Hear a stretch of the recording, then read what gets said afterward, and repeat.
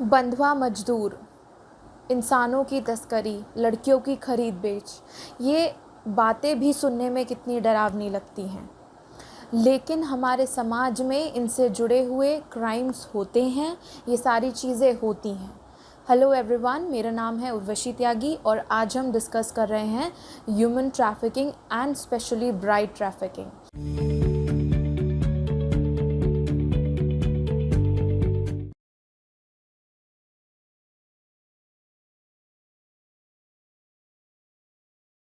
तो सबसे पहला सवाल ये है कि ह्यूमन ट्रैफिकिंग क्या होता है। ह्यूमन ट्रैफिकिंग का मतलब होता है ट्रेडिंग ऑफ ह्यूमन बीइंग, यानी ह्यूमन बीइंग का ट्रेड करना, बेच खरीद, इंसानों का लेन देन।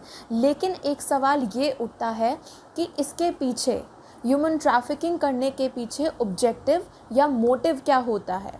तो मोटिव कोई एक सिंगल मोटिव नहीं है, इसके अलग अलग मोटिव्स हो सकते हैं, जैसे कि उन लोगों को सेक्स इंडस्ट्री में काम करवाना, उन लोगों से फोर्स्ड लेबर करवाना, या फिर उनसे बेगिंग का काम करवाना, या फिर और भी बहुत सारी वजहें। उसके बाद एक सबसे बड़ा सवाल कि हमारा इंडियन कॉन्स्टिट्यूशन के अंदर पार्ट 3 में आने वाले फंडामेंटल राइट्स में ह्यूमन ट्रैफिकिंग को लेकर क्या राइट है। तो अगर हम बात करें article 23 of part 3 of our Indian constitution की, तो आर्टिकल 23 एक्सप्लिसिटली प्रोहिबिट करता है human trafficking, specially forced labour. और अगर कोई ऐसा करता है तो इसका मतलब आप किसी का फंडामेंटल राइट इन्फ्राइंज कर रहे हैं, और कोई एक राइट नहीं, बहुत सारे राइट। सबसे बड़ी चीज़ है आर्टिकल 21, यानी right to life and personal liberty. Article 21 की लैंग्वेज हम देखें तो वो कहती है कि no person shall be deprive of his life and personal liberty without a procedure establish by law. उसी के साथ साथ जो आर्टिकल 23 है वो भी ह्यूमन ट्रैफिकिंग को एक्सप्लिसिटली प्रोहिबिट करता है।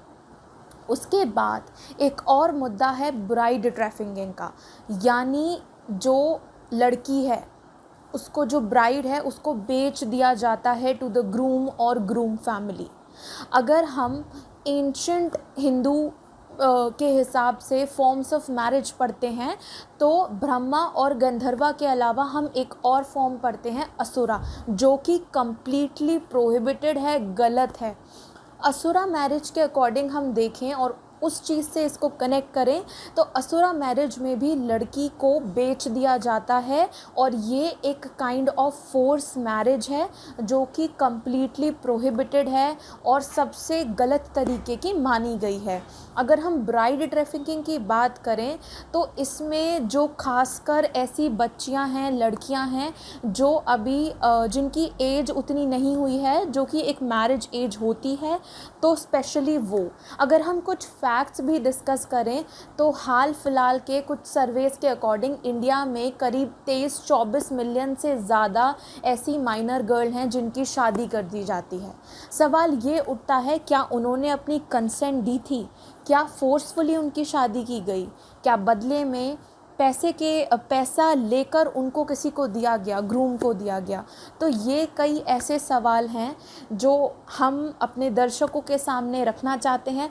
इसी के साथ साथ अगर हम बात करें ह्यूमन ट्रैफिकिंग के बारे में, तो ह्यूमन ट्रैफिकिंग की एक चीज़ ये है कि इसका कोई, क्योंकि हमने पहले भी जाना कि इसका कोई एक मोटिव नहीं है, तो अब सवाल ये उठता है कि अगर कोई भी किसी पर्सन की ह्यूमन ट्रैफिकिंग करता है तो क्या एक राइट का वॉल्यूशन होता है या बहुत सारे राइट्स का वॉल्यूशन होता है। तो सबसे पहले तो ये डेप्रीवेशन ऑफ फूड, उनका क्लोथ, शेल्टर, उनको अच्छी हेल्थ केयर फैसिलिटीज़ नहीं मिलती, उनके मूवमेंट पर भी रेस्ट्रिक्शन होता है, रेस्ट्रिक्शन ऑन देयर मूवमेंट, उनको सैनिटेशन की वो फैसिलिटी नहीं मिलती, they are deprive of lot of facilities like sanitation, education and their basic needs. तो ये कोई एक राइट का इन्फ्राइंजमेंट नहीं है, ह्यूमन ट्रैफिकिंग में बहुत सारे राइट जो हैं वो इन्फ्राइंज होते हैं।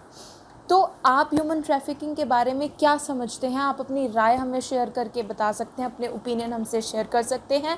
And I hope you like this video. Thank you so much.